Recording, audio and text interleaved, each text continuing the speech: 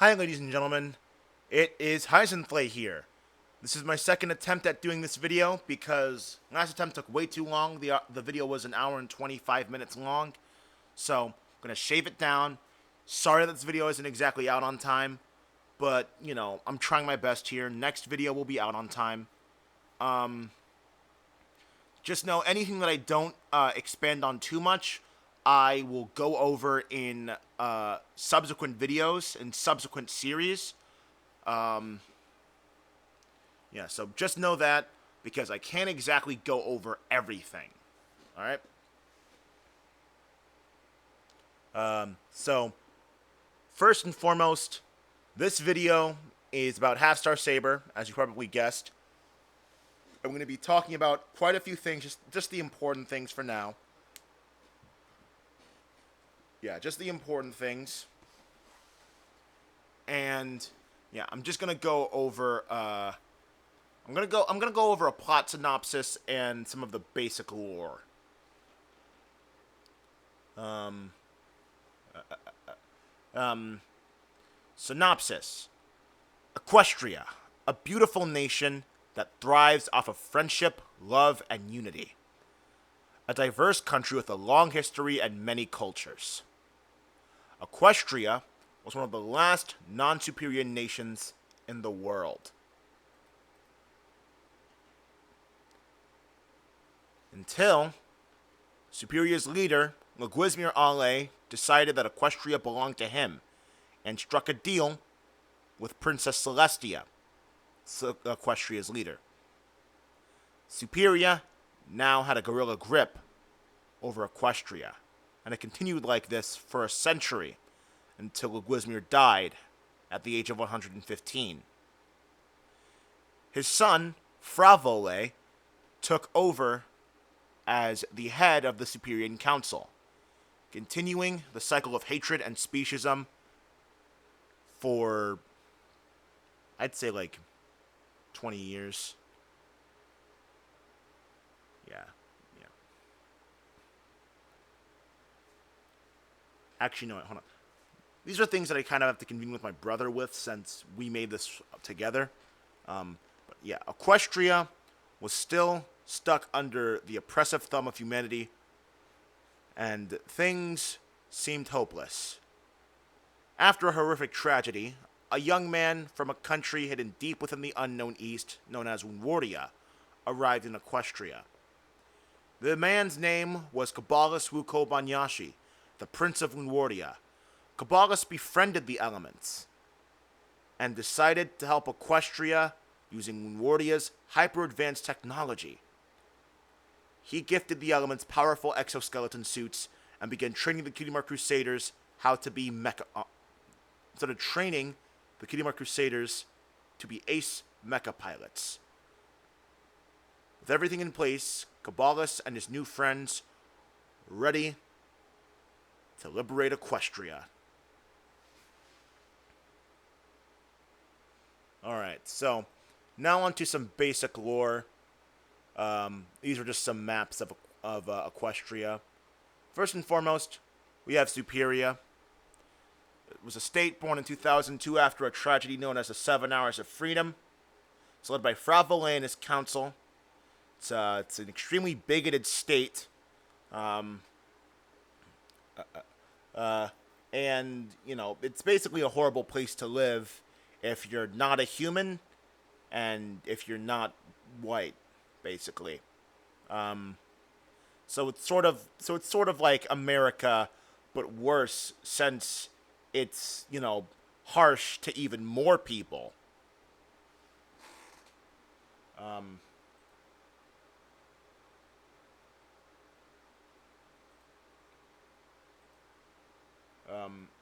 on. Yeah, something came up on my computer. Sorry.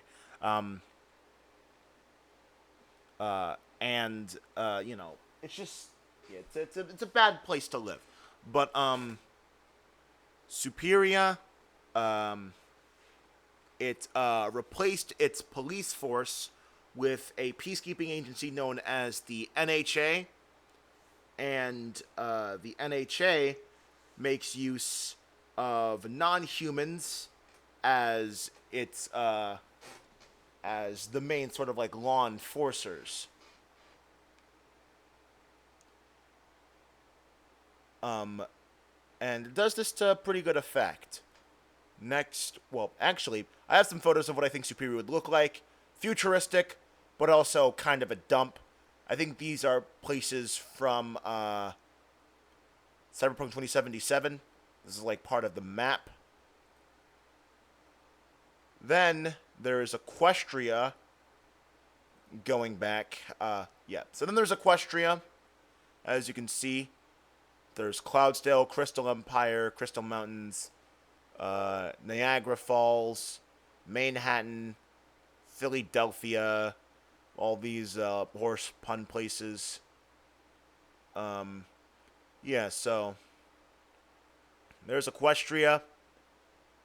It's a thriving country that emerged in the early BC era. No one really knows how the Equestrians came to be. And no one knows whether or not they're a species of Lodian or highly evolved horses. Equestria is a state that puts morals above all else, technological prowess and military prowess, of course, as well. Morals and friendship comes first, basically. And it's something that is like a source of ridicule, especially amongst humans. People believe that equestrians put friendship above their they believe that equestrians put friendship above their own education and financial success. Of course, not true. Equestrians very well educated, and unbeknownst to a lot of people, Equestria and the country that I'm going to talk about next, Woundwardia, actually go pretty far back. So Woundwardia is this large mega ship that was originally a landmass, but of course now is it's a ship basically. It's twice the size of Russia. It's massive, sort of like it opens up like a book, and it's able to like sail about at like nearly the speed of sound, at like max speed. And the only reason that its inhabitants aren't dead is because, well, they're the Woundwarts, the most powerful of my species that I've created in my time just, well, making species. So yeah, these are all pictures of structures from Armored Goal. This is Sigma City from Armored Goal. Speaking of which, I should probably do a reading for Armored Goal. Copyright actually might get in the way of that, but I don't know. This is what the landmass looked like before it became a ship. These are all of the territories: Kanpei, Koba, Zum, Gon, Zalan. This one is supposed to say Yuba. There's the Nato River. It's right around here. And there's Mount Ito. And basically,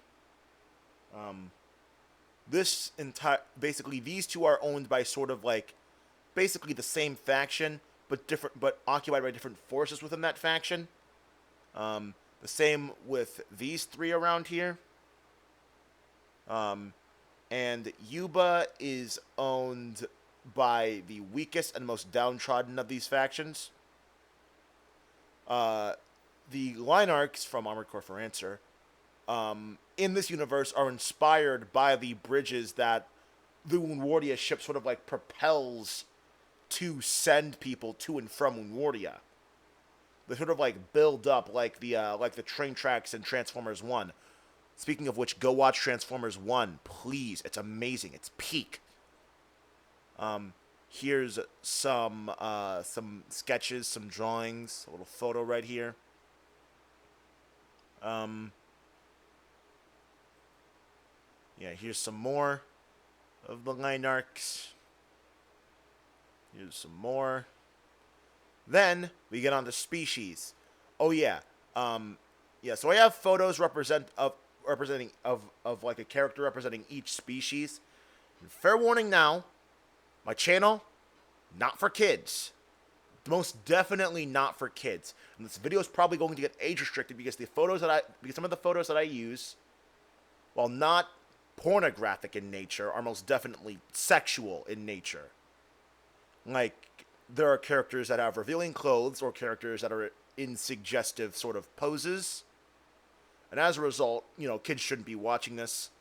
If I upload this to any subreddit, if I upload this to YouTube, I almost definitely, preface with that. Yeah, we have Inspector Quimby here. This guy is probably actually from an anime, but we just plucked this photo off of Google, as you can tell from the horrible resolution, like the horrible quality. Yeah.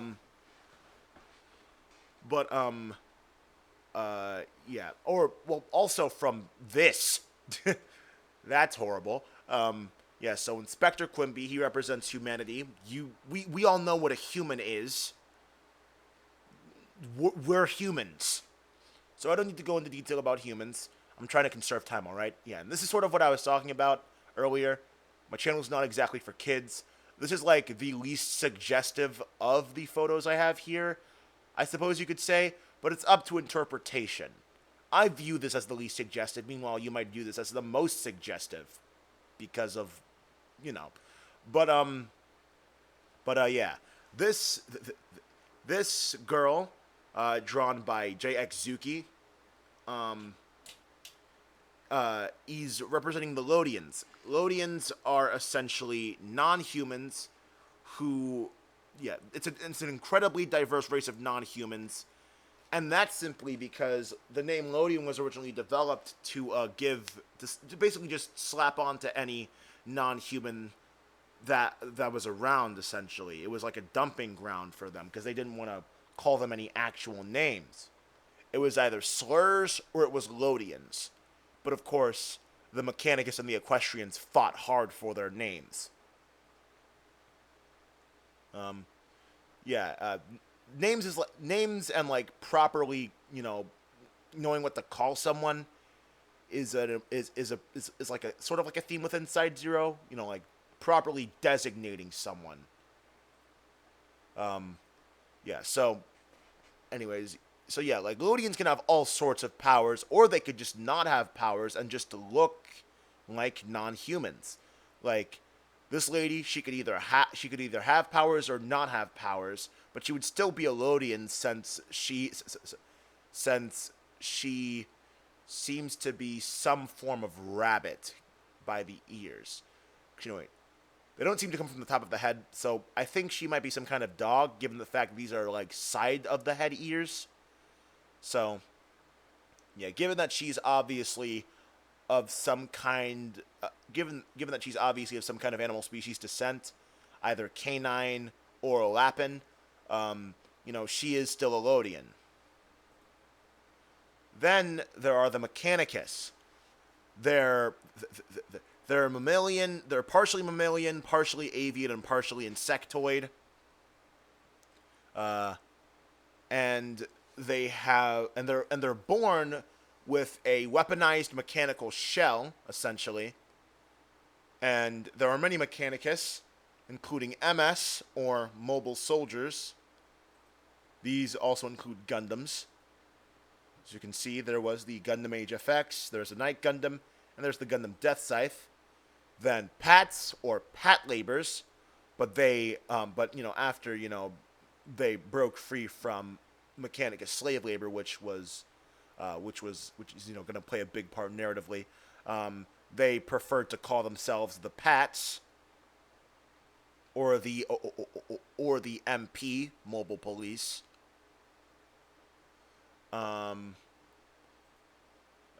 There's also ACs, of course.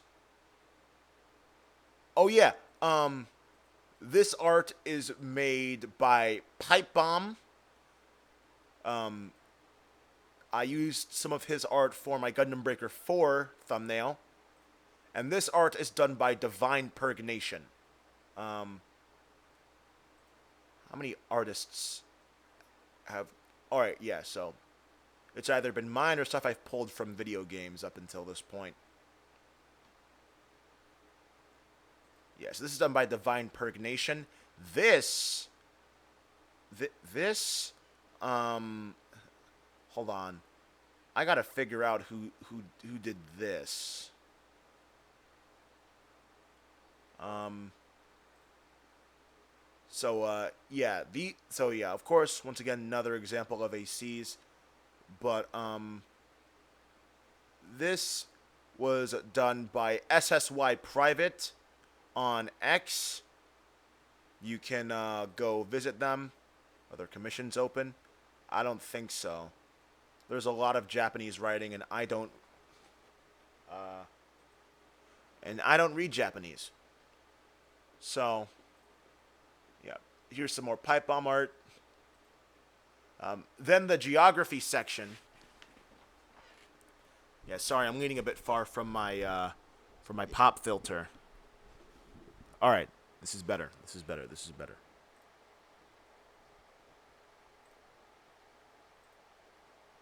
Um. All right, so I'm gonna go through the geography real quick since last time it took me quite a bit. Um.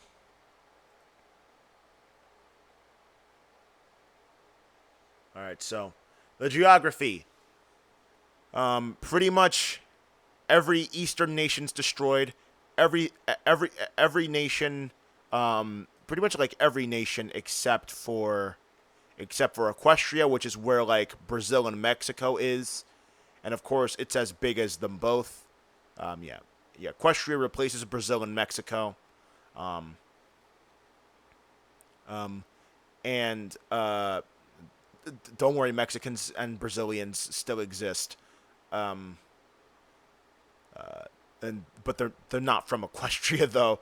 Uh, uh, uh, um, yeah. So this whole place, this is like all like the West. This is where like most of HSS will take place.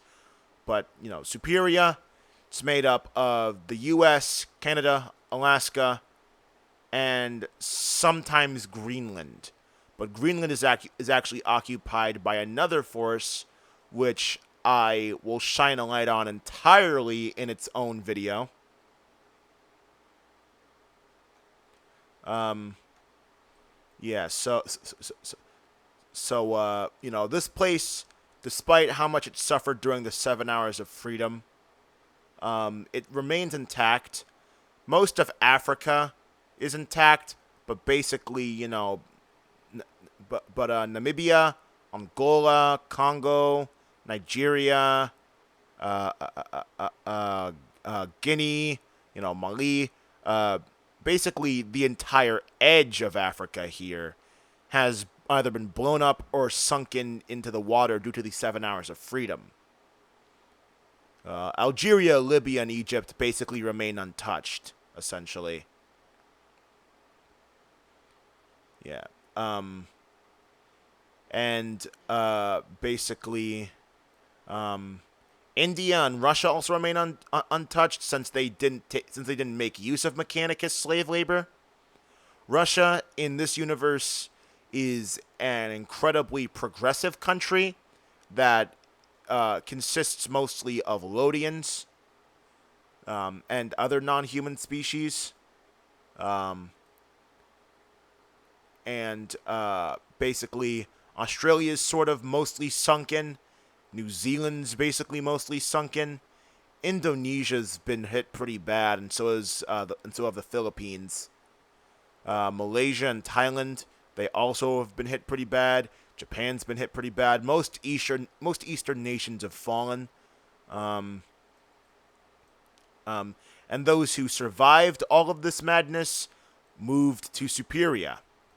Except for the Russians and the Indians. They remained where they were because their land was completely untouched, and they spread out into what they could.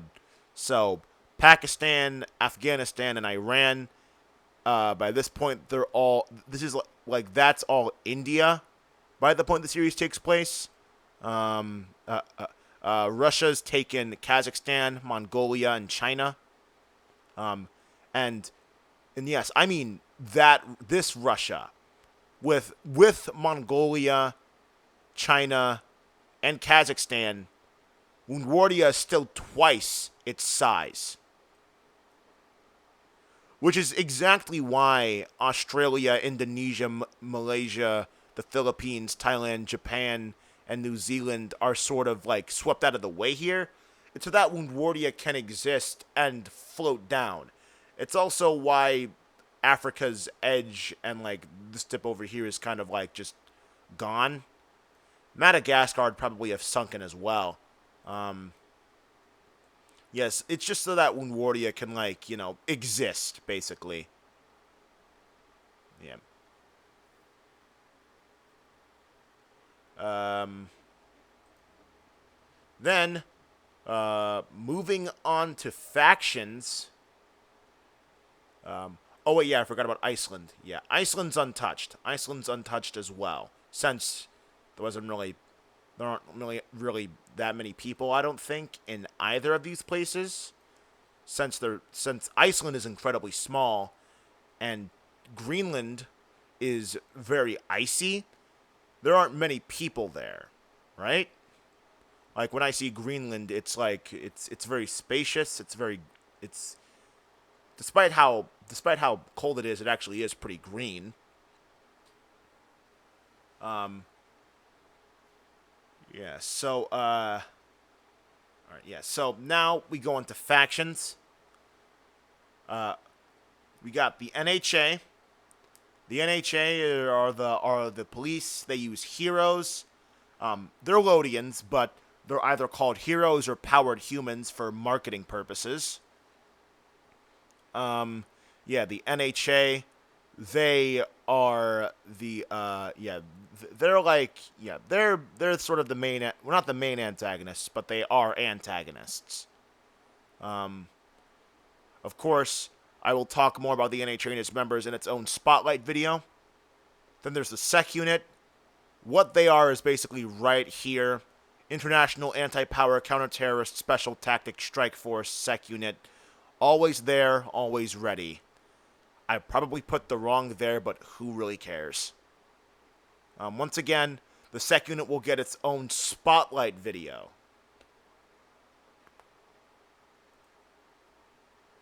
The Hals-Star Saber.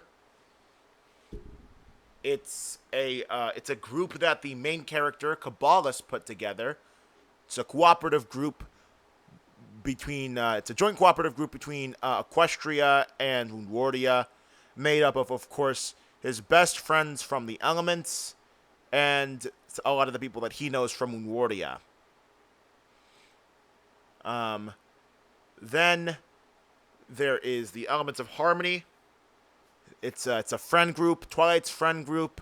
They keep Equestria safe and just get up to hijinks, do things that normal friend groups would do.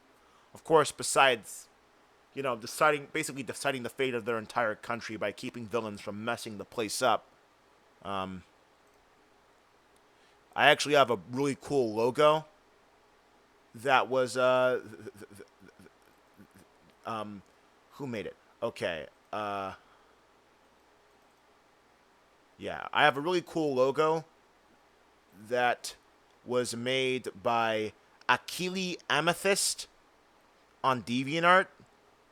That is that is AKILIAMETHYST.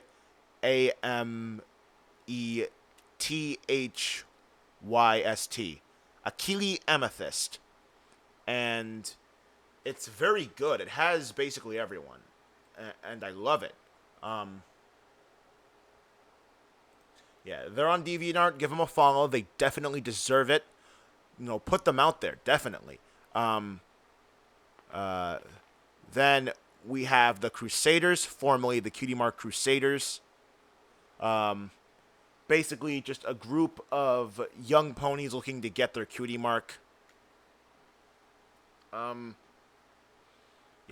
Group of young ponies looking to get their Cutie Mark. But of course, when Cabalus comes in, that sort of the direction sort of shifts.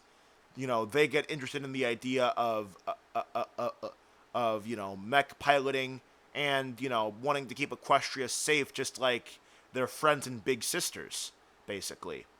Since most of the Crusaders their older siblings are like, people who are like a part of like some sort of like equestrian like enforcement peacekeeping sort of group. And there's From Software. They're a Mechanicus group. That it's like comprised of ACs. They just sort of develop video games, and that's sort of it. They play nice and try to stay within the rules, basically. And as a result, unlike most Mechanicus, they've been granted some level of immunity, but they're still like walked all over, threatened constantly, and made to feel extremely unsafe even when in their own place. So yeah, it's immunity, but not immunity from much. Then there's the MLF. They're the anti-From Software. They are just fully, they're like just fully just like, they just kill whoever they can. They're murderers. They're horrible people. Mainly the leader, Freud de Dahlia Hunter. He's basically made a cult around himself. And yeah, they're infamous within Superia. Then there's the Coalition of Gundams. The Coalition of Gundams is exactly what it sounds like. It's a group of Gundams and Gundam types who have come together to try and bring about the reform of Superia by using methods that are more forceful than From Software, but non-lethal, unlike the MLF. So they're basically the perfect middle ground almost. They're led by Double Zeta Gundam. From Software is led by An Fang, by the way. Oh. Actually, before we get into characters, I do have to talk about something. I have to talk about the Freedom Fleet. The Freedom Fleet, a lot of you now might know them from Gundam Breaker 4. However, if I had told you about Hals-Star Saber, like maybe like a year before now, you would have known about the Freedom Fleet from me. Matter of fact, you wouldn't have known about the Freedom Fleet because not a lot of people watch my videos. But I came up with that name first. They are a group of they're a group of Mechanicus that are comprised mainly of VFs or variable fighters from Macross, led by a variable fighter, a Valkyrie named Roy Fokker, and they mostly help out the Pats or the Mobile Police, who are in a group called the Liberation Patrol. And, they just sort of like go around arresting speciesists and whatnot. And, exposing like speciesist businesses. Well, speciesist and just like fraudulent and bigoted businesses. But they don't play that much of a role until like later halves of Hals-Star Saber. Which, by the way, I will go over like my sort of plan for Hals-Star Saber and how I want the series to go. I might just go down the audio drama route first, since that might be easier. But that might take a while, like a long while.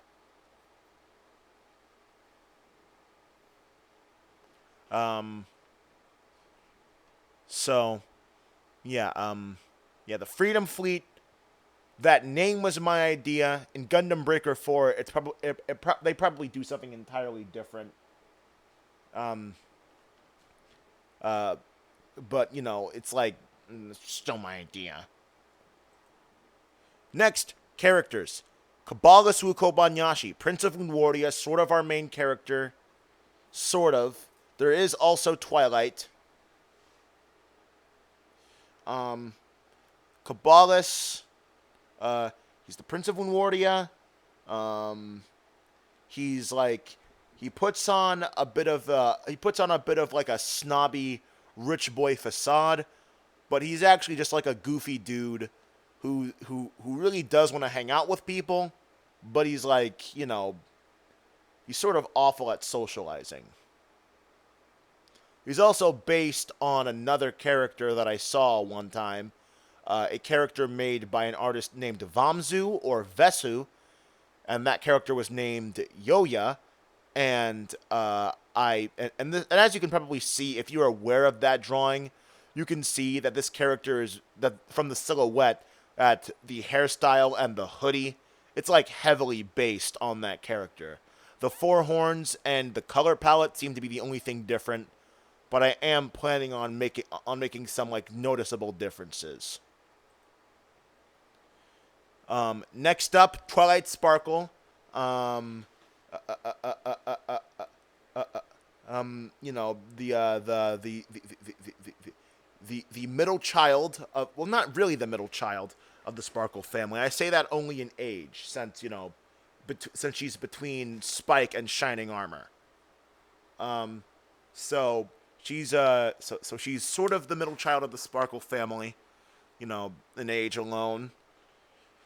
High achieving, yeah, overachieving, scholarly, smart lady.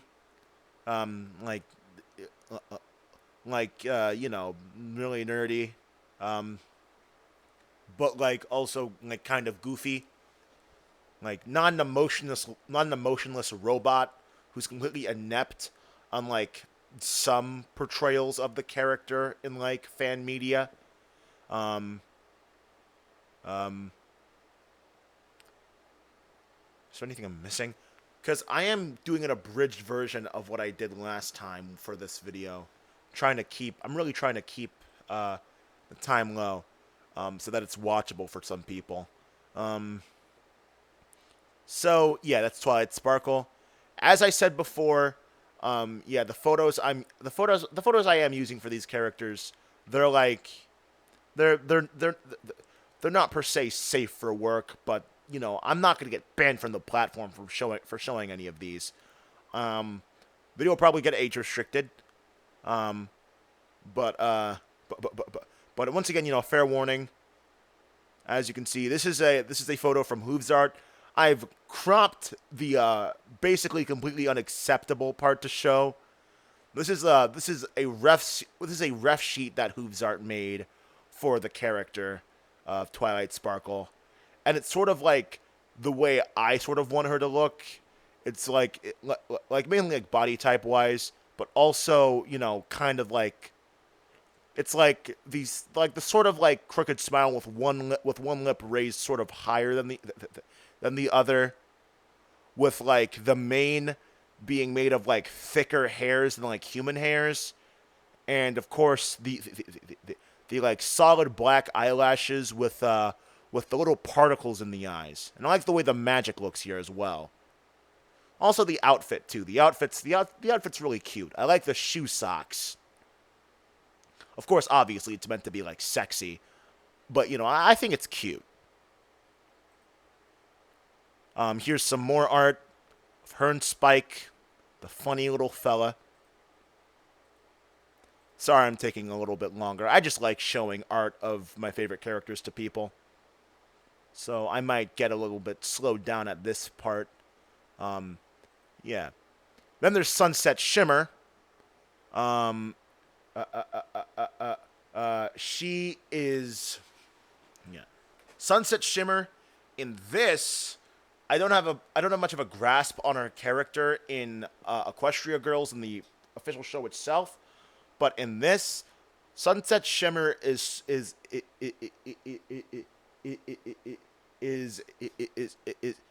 a cool, is like a cool and mainly like collected sort of like very outspoken feminist, and but also a highly caring and motherly person for those who aren't like a piece of shit.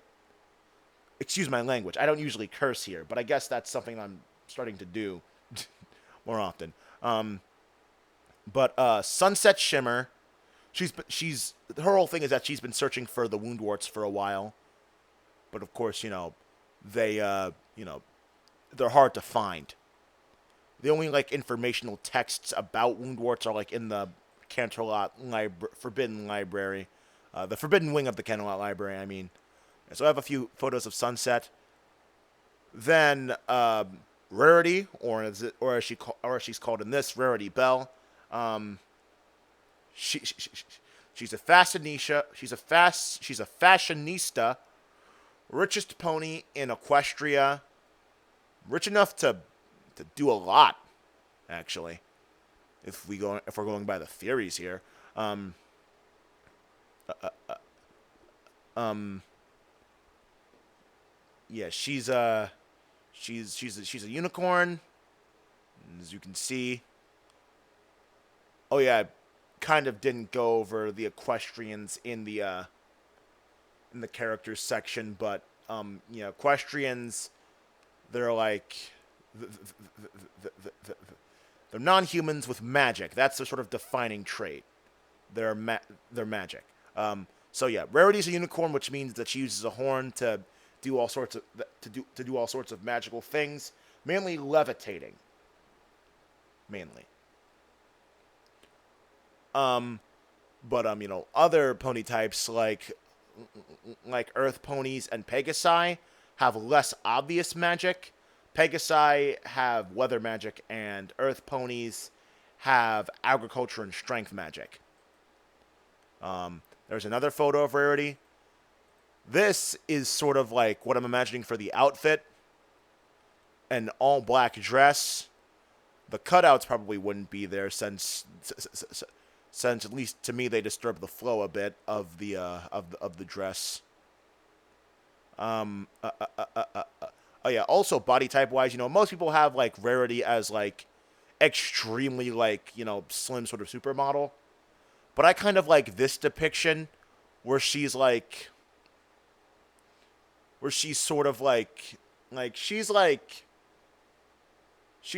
of like a semi-average build, I guess. Like she's not super thin. She's not she's not like overweight, but she like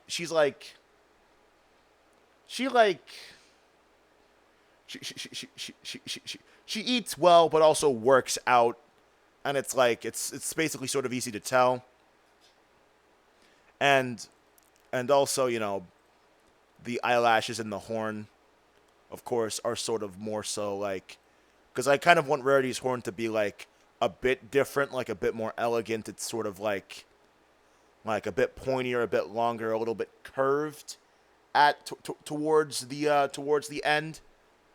Um, with some like kind of like slight engravings in it, sort of. Um, and basically that's sort of like the only thing that this drawing really does better than this 3D image.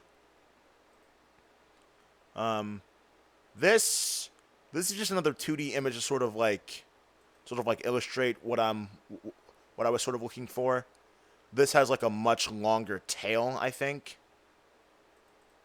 Well, I guess much more voluminous, a much more voluminous tail. Then there's Pinky.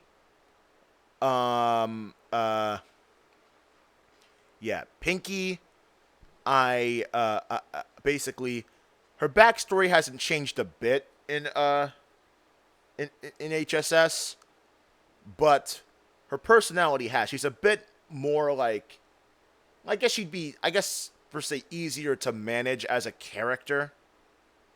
Like she's not as like spontaneous, but still like a very like goofy character who's not very on task. She just like says a lot of things that just come to mind.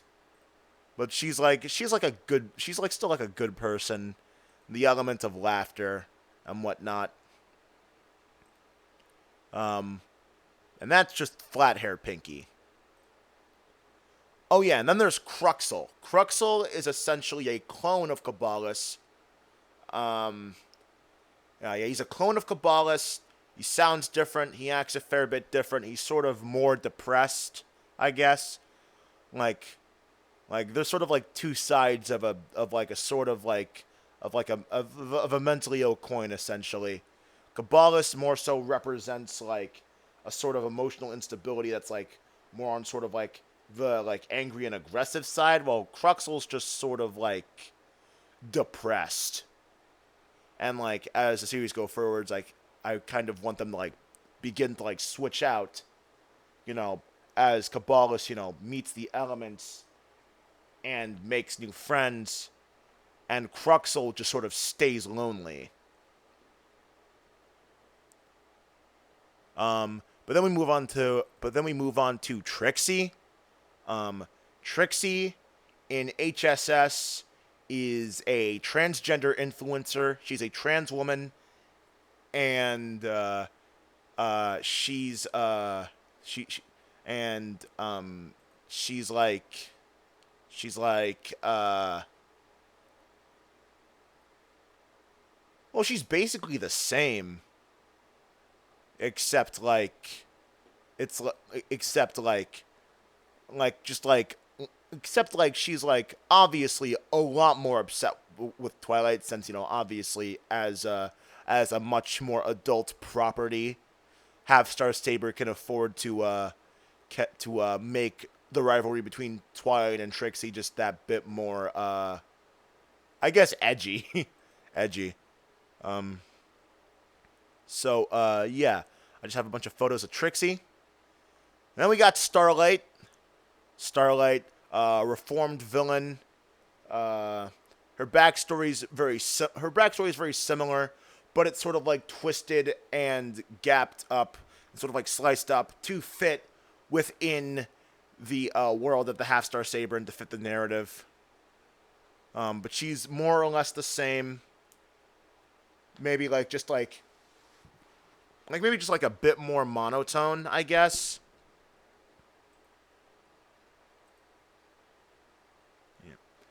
Like a bit more responsible, a bit more monotone, like just sort of like, yeah. Then there is Sweetie Belle, who's a lot different from her in-show counterpart. At least like when she grows up.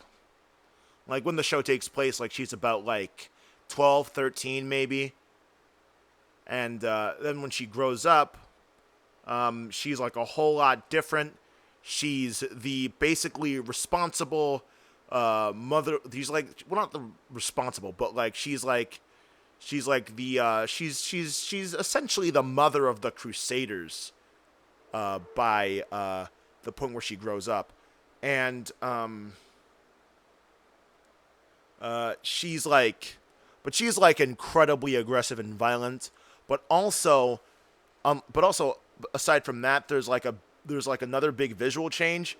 It's the fact that she's incredibly tall and pretty muscular, and that's actually because she's part Woundwort, which of course we'll go into in the spotlight videos. Of course, here's a bit of a photo to sort of like visualize what I'm going with. Obviously, this is much more built than what I was going for. Like, she's definitely a lot more tall and slender than this photo implies. I have a specific photo, but that one I don't think I could get away with showing with on YouTube because there is a blurred phallus in that photo. Well, not blurred, but I blocked it out completely. But I'm still not sure if I can show it. Might be able to. But yeah, she's she's muscular, extremely strong. Then we move on to Diamond Tiara. Diamond Tiara, and this is almost completely different after, like similar to Sweetie Belle. Similar to Sweetie Belle, after she grows up, she's completely different. She's like a nerdy sort of like shy gal who's really big on Mechanicus. She loves Mechanicus. She loves studying Mechanicus. She wants to repair Mechanicus. She wants to help Mechanicus in any way she can. And yeah, she's a pretty big model kit builder. She's basically kind of a self-insert of me and a few other people I know. But kind of.